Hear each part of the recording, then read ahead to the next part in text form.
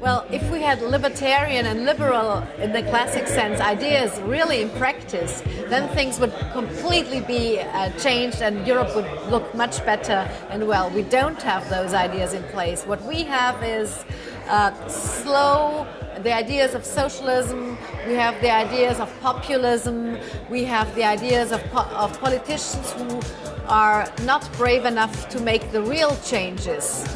So there is unfortunately nothing about libertarianism on the way. Why is that liberalism, to say it somehow, has this very bad press, and on the other hand, populism, it's been very popular these last 2 years in Europe, especially across the Mediterranean states. What is your feeling from it? Well, I think there were a couple of politicians and institutions who very wisely, from their perspective, looked for the culprits of the so-called financial crisis.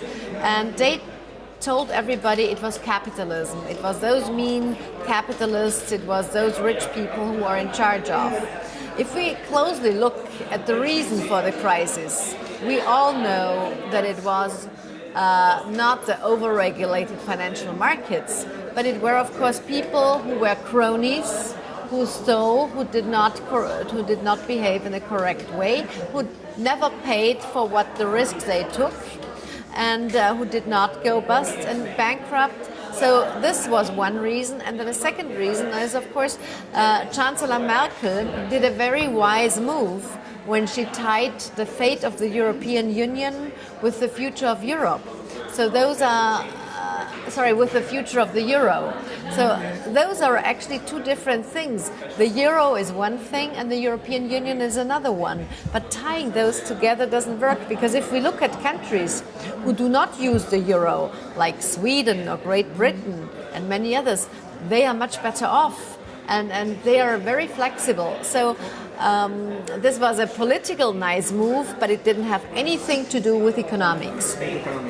And finally, just moving and looking at Spain, we used to be part of the problem. Now people say that we are most part of the solution. In your opinion, from the outside, from Vienna, how do you see a Spanish economy right now? Well, what we can see from the outside is that Spain has done a lot of homework.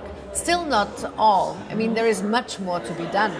But you were the only country where people, of course, suffered because of the restrictions, because of the budget cuts, but they need to have happened. I mean, we all in Europe have long lived beyond our means. We have borrowed money from the next generation, which is actually irresponsible.